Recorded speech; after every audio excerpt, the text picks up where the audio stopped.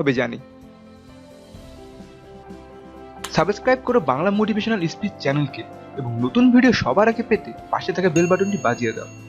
ইংরেজি বাদে প্রায় সব সাবজেক্টই সৃজনশীল।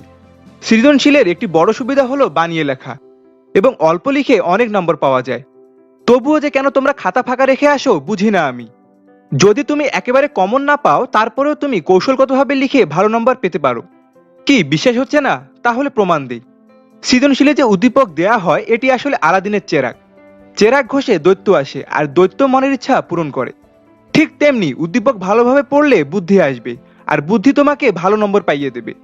এজন্য সর্বপ্রথম উদ্দীপক 2-3 বার পড়ে 3টি প্রশ্নের উত্তর মনে মনে খুঁজবে। 1. মূল বিষয়টি কি? 2. সম্পর্ক কি? 3. সমস্যা ও সমাধান কি?